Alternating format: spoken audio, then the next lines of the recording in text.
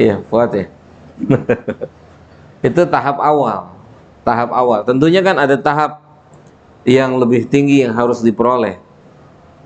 Tahap yang lebih tinggi yang harus dikejar oleh setiap penuntut ilmu agama agar ilmunya jadi faidah, agar ilmunya punya faidah. Ya. Oke, Toib. Setelah kita menuntut ilmu, bagaimana yang namanya muraqabah kita pada Allah? Merasa diri ini diawasi. Ingat, pelajar kalau nggak berubah itu indikasi pelajarannya tidak bermanfaat. Oke? Salah satu indikasi pelajar tidak mendapatkan manfaat dari ilmunya, dia tidak berubah karena belajar. Dia tidak berubah karena belajar. Tentu perubahannya butuh waktu, bertahap dan seterusnya. Dan bukan hanya perubahan masalah lahiriah. Oke, Ana kasih contoh nih. Ana kasih contoh yang sangat istimewa.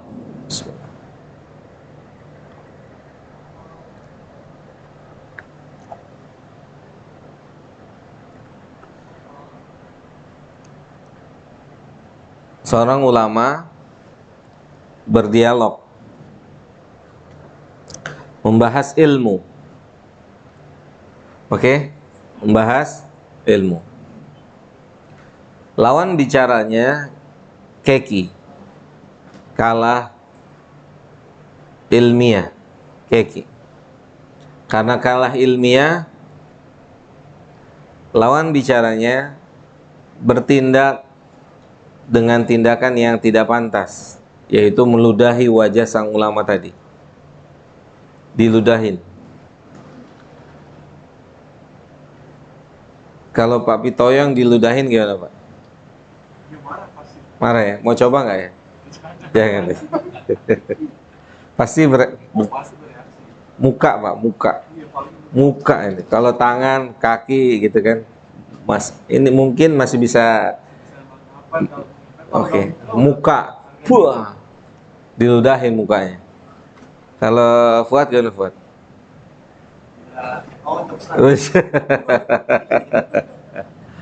Coba cek.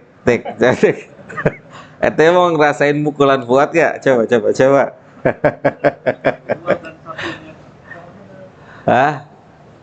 Baik, ada yang istimewa nih, lihat. Ulama diludahin mukanya. Ludahnya diseka pakai tangannya begini. Pakai tangannya diseka. Terus dia bahas ilmu tentang ludah. Dia bilang ini, hada tohir bittifaqil ulama. Air liur ini suci dengan kesepakatan para ulama. Jadi dia tidak membahas ludah yang kena wajahnya itu, tetapi dia membahas zat ludahnya. Bisa, sanggup nggak? Sanggup nggak kayak gitu? Sanggup nggak tuh kayak gitu?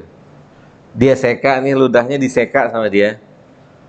Oke, orangnya tambah keki nggak tuh kira-kira? Ini ludah tohir, suci menurut kesepakatan para ulama. Menurut kesepakatan para ulama, air liur ini apa? Suci. Sanggup nggak kayak gitu? Januar. Apa? Udah main tangan ya? Udah pasti ya gitu. Udah loncat ya? Udah baca gitu ya? Terus gitu ya. Kalau oke, Taib. Jadi ibrohnya begini Pak Pitoyo dan teman-teman semua, ibrohnya. Itulah proses yang semestinya kita menuju proses ke arah situ. Oke?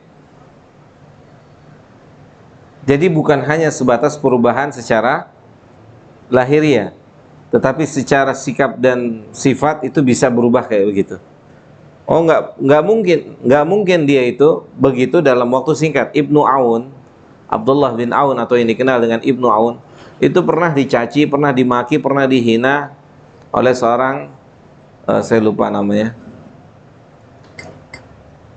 Terus orang-orang yang ada di sekitarnya justru menantikan kemarahannya Ibnu Aun.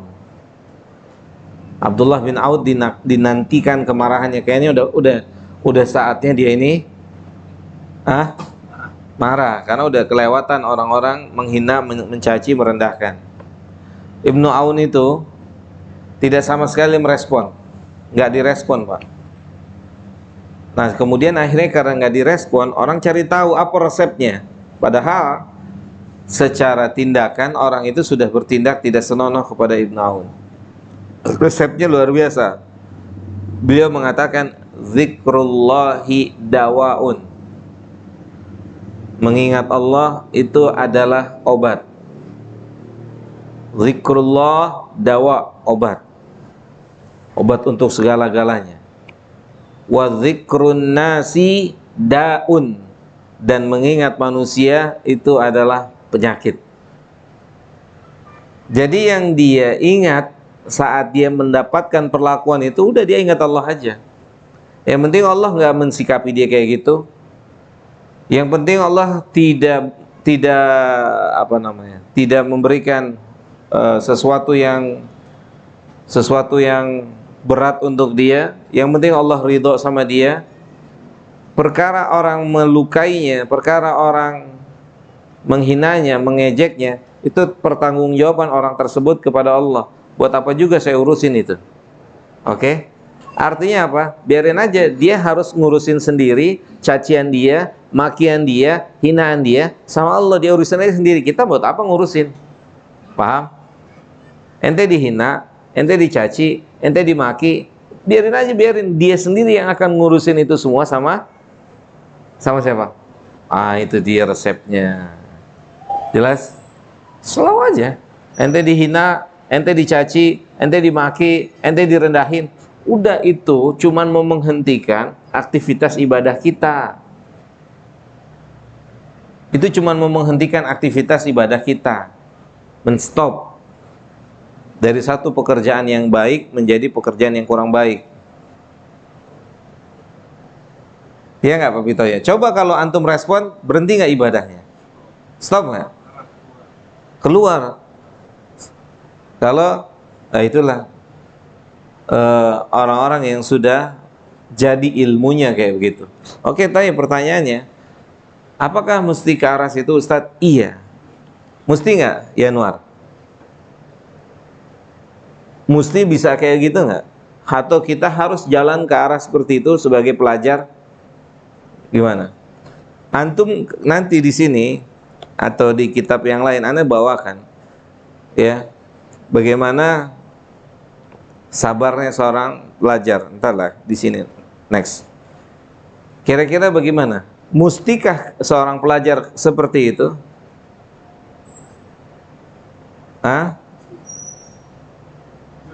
Gimana Pak? Iya, artinya gini loh Pak Pito ya. Artinya seorang pelajar itu mesti kayak begitu, harus ke arah situ, atau dia jalan di tempat? Harus ke arah sana. Oke. Walaupun prosesnya berbeda-beda setiap orang. Setiap orang. Dulu ini kisah nyata, cuman saya izin tidak bisa sebut nama ustadznya. Salah seorang ustadz, kalau saya sebut antum tahu orang itu, ma'ruf di negeri kita. Ustadz itu ma'ruf, sangat ma'ruf, dikenal. Saat daftar Lipia dulu, namanya nggak ada keluar.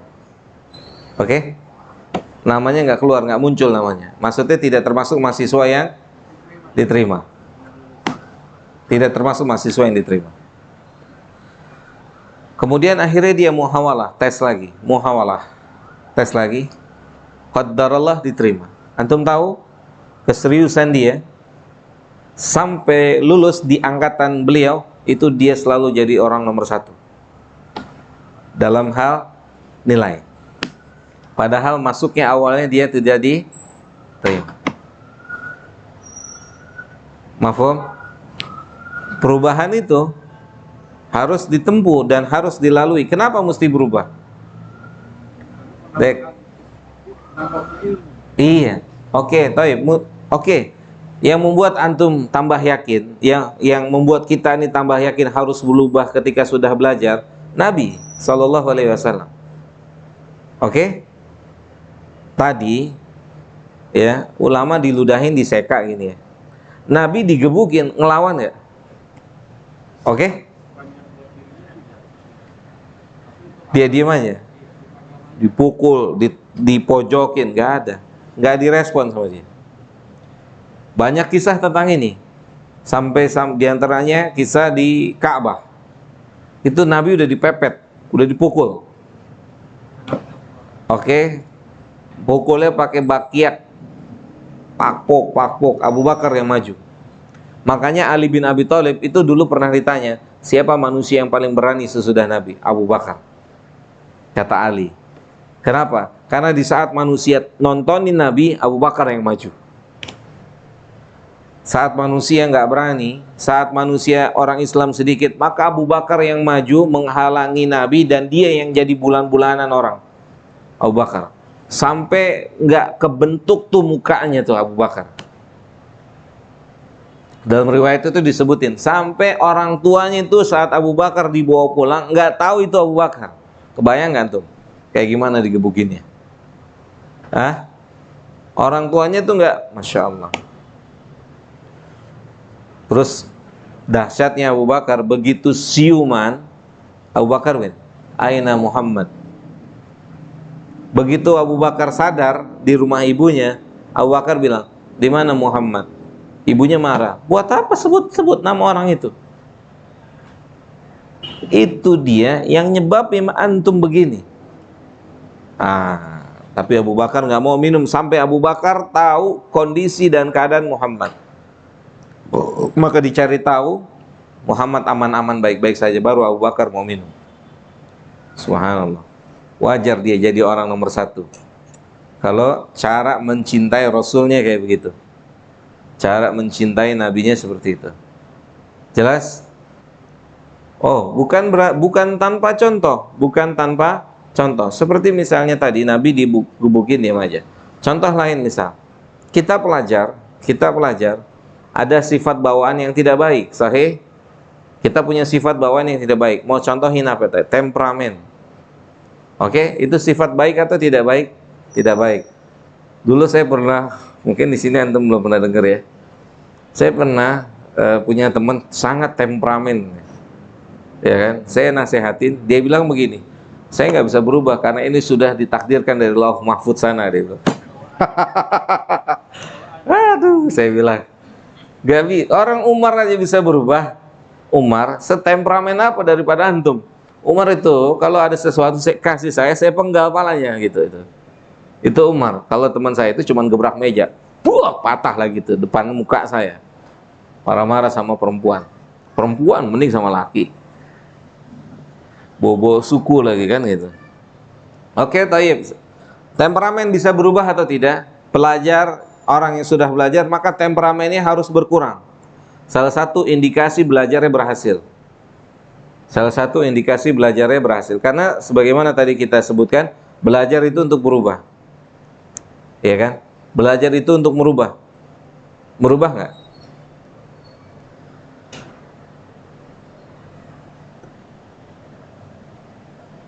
Nih, saya kasih satu contoh ayat Al-Quran. Udah azan belum? Bentar lagi.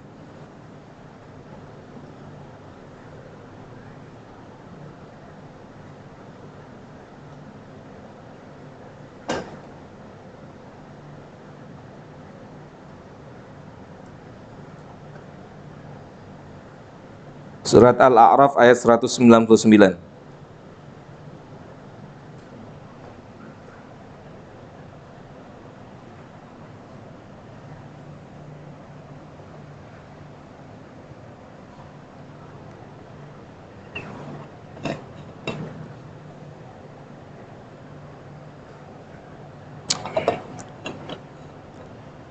Azan ya?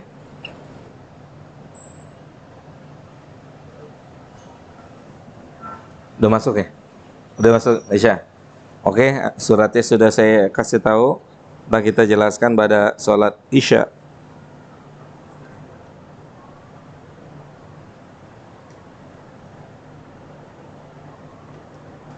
Wassallallahu ala nabiyyina Muhammadin wa ala alihi wa sahbihi ajmain.